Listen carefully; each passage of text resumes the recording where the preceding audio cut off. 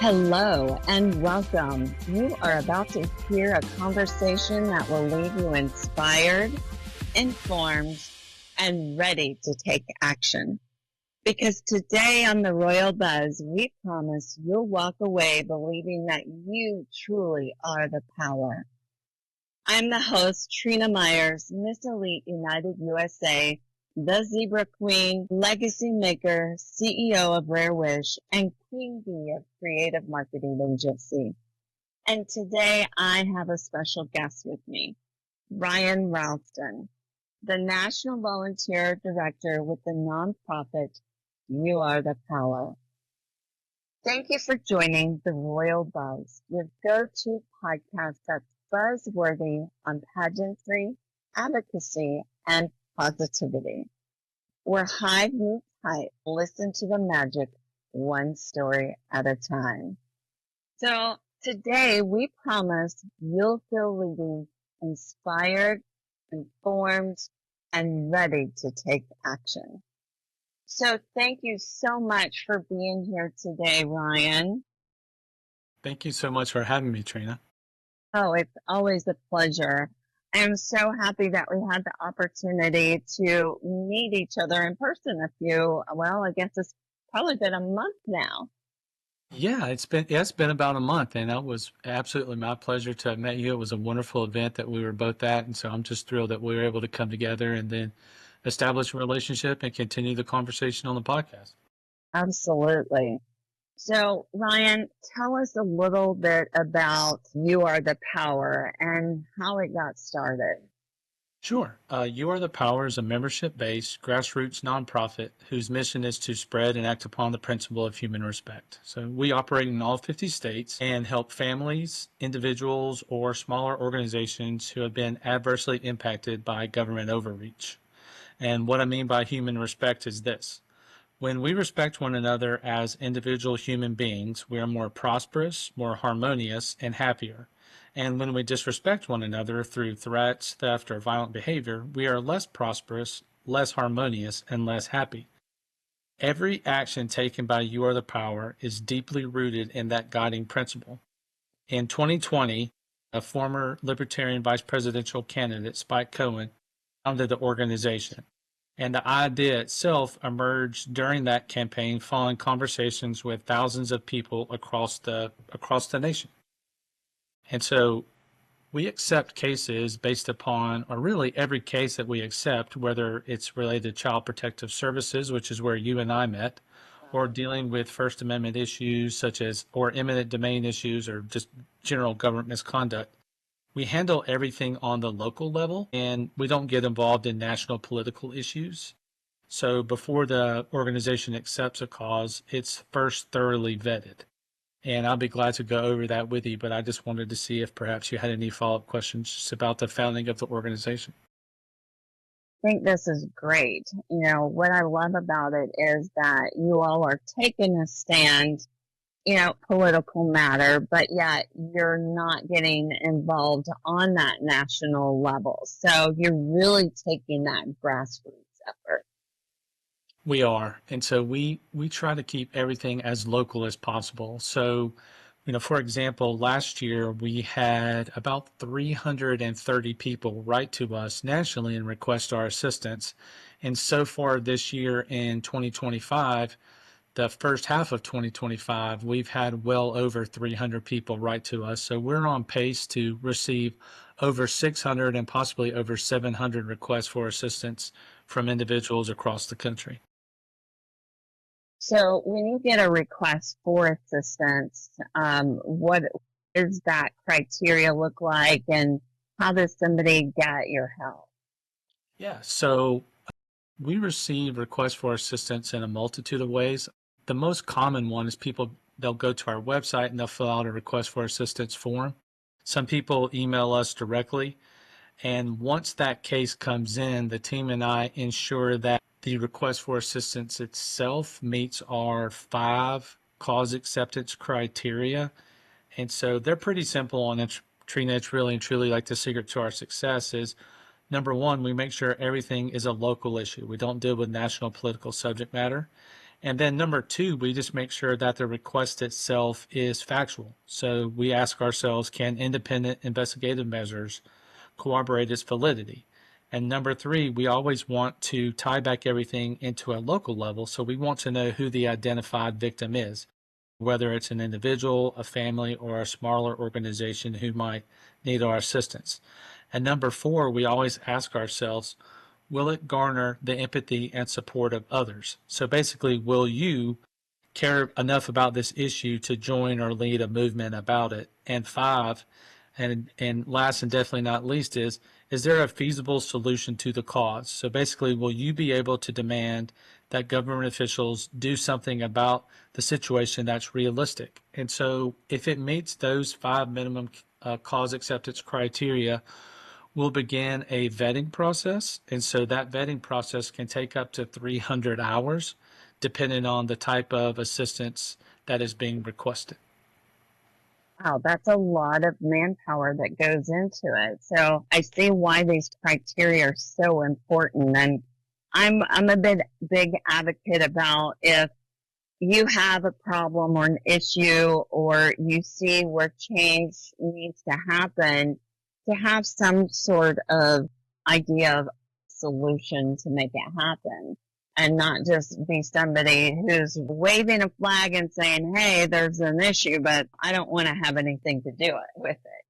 Exactly, exactly. And so when someone writes to us, our ultimate goal is to, number one, help them resolve their issues. And if we can't directly help them, we put them in contact with other organizations who can. And like I said, every step that we take, every action that we take is deeply rooted in the principle of human respect. So even when we accept a cause, when we're telling the story on our social media, when we're out doing fundraising for a family or for an organization, when we're speaking to elected officials, we want to have respectful, thoughtful, intelligent conversation. So we're not the type of group and who's going to like go around with our pitchforks and our torches and just, being loud and ugly and obnoxious. We want to have intelligent conversation, respectful conversation, and then establish a working relationship so we can continue to grow the principle of human respect in these individual communities. Wow, that's great. And how did you get involved in this organization? Yeah, so I first heard about You Are the Power. I was at an event in Atlanta where the founder, Spike Cohen, was present and speaking, and he and I just developed a friendship. It was rather a loose friendship at that time, and the mutual friend reached out to me about, I don't know, 2 or 3 years ago and said, hey, Ryan, Spike has a question. He's thinking about taking on this case in Mississippi, and it's going to be rather complex and involves government corruption and a possible murder. And so he's like, would you be interested in just maybe guiding them or helping them out with that case? And so of course I said, absolutely, I'd be glad to help. I really appreciate the organization and the work that they do. And I just started volunteering within the organization. And then from there, I was asked to come on board as the state organizer in Georgia. I served in that capacity for quite some time. And then I was asked to take over and help manage the Southeast region of the United States for the organization. And then from there, I was ultimately promoted to my current position as National Volunteer Director. And so, out of the cases that you have worked and you've gotten involved with, has there been any particular one or case that you can share with our audience to understand a little bit more about what you all do? Sure. I will say that the case that we started 2 years ago in Forsyth County, Georgia, is the catalyst for you and I meeting. And what I mean by that is it was the case of Matt and Tucky Hernandez. They took their daughter to a hospital in Metro Atlanta. They were trying to see cancers. The baby was medically fragile, and they were ultimately falsely accused of abusing their doctor. I'm sorry, they were ultimately falsely accused by a doctor of abusing their baby. And so that really got us started in the realm of, let's just say, child protective services or working with families with rare and complicated medical conditions. And so that was the catalyst for us accepting what we call the Georgia Six cases. So basically, the six families in Georgia that all had medically fragile babies, most of which their children and their parents had Ehlers-Danlos syndrome. That really got our work involved in this space and ultimately led to our organization forming, our most recently forming the Family Reunification Program, specifically to deal with families who have medically complicated cases or medically fragile children who need the assistance of the organization. Wow. And so are most of the cases that you've been handling lately based around that particular topic, or is there quite a diverse topic that you all handle? Yeah, so it kind of ebbs and flows, Trina. So most recently, we've been focused in a lot on the what we're just going to call the medically complicated cases, but we have also worked within First Amendment issues. We've worked with eminent domain. We've worked with unconstitutional local ordinances, and so our work varies. But it just seems to us that over the past, let's say, 8 months, that the most of the requests for assistance that have come across my desk have been related to medically fragile children. Thank you so much for taking a stand and being the voice of those individuals and families who, one, maybe don't know how to use their voice, two, maybe they don't have a voice, or three, they're not being heard. What you all are doing at You Are the Power is such a significant impact to make a difference in our community, and we greatly appreciate what you're doing. It's my pleasure, Trina. The one thing that I am one of the most things that I'm most proud of through this work is the fact that the community, the EDS community, the community where there's just medically fragile individuals, especially children, have welcomed us with open arms. There was a learning curve that I had to subject myself to simply because there was a lot of these issues within these cases that I simply didn't understand. And so I met some amazing people along the way who have helped educate me on, what it actually means to have a medically complicated or rare medical condition. And it's just that community itself has been so loving and supportive of us and our work. And so I just wanted to make sure that everyone out there knows how appreciative I am that we've been welcomed into that community and just shown the a wonderful amount of love and respect. If our audience wants to get involved with You Are the Power, what is the best way for them to reach out to you? Yeah, so I always like to direct people to our website, which is youarethepower.net, and they can learn a little bit more about our work and how to get involved. And additionally, if you want to contact me directly, you can send me an email at Ryan, Ryan, Ralston, Ralston, at youarethepower.net. And I always appreciate the opportunity to speak with anyone who's interested in learning more about the organization. So if you send me an email, I'll write you back, and I'd love to schedule a phone call or a Zoom meeting. We can have that one-on-one conversation and explore volunteer opportunities within the organization. Is there any last comment, questions that you may have that you wanted to make sure that we have addressed for our listeners? Yeah, so one of the most important things is if you feel that you have been, let's say, just harmed by government overreach, or you have a question, or you feel like, I think You Are the Power might be able to help me, please send a request for assistance. Please go to the website, fill that form out. It takes maybe 30 seconds at the most, and I will write you back or I will give you a call. And one of the things that I appreciate the most about the position that I'm in is we have a network of over 5,000 members across the country. And so if we cannot take your case on directly, I would love to get you in contact with somebody who can.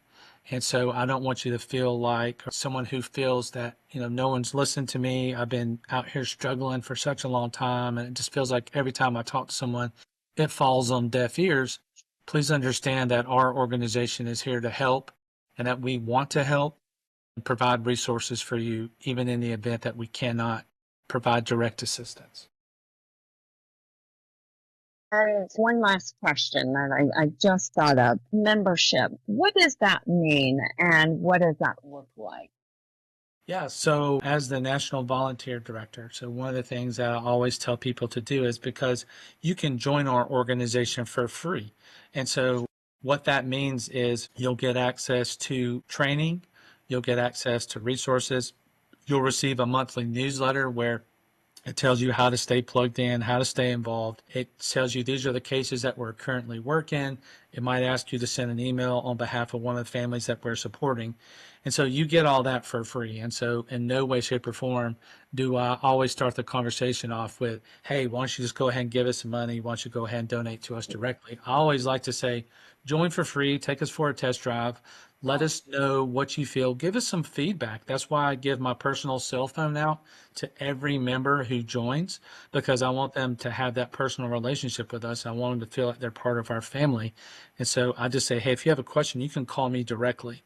And I think that's where that it's served us well as an organization because there's that personal touch. And so if anybody needs anything from me, I get text messages, phone calls, emails from folks across the country almost daily. They might just have just a general question about what we do or how they can get involved. And so as long as I'm continue to serve as a National Volunteer Director, everybody who joins us will have my personal cell phone number so we can maintain that positive working relationship.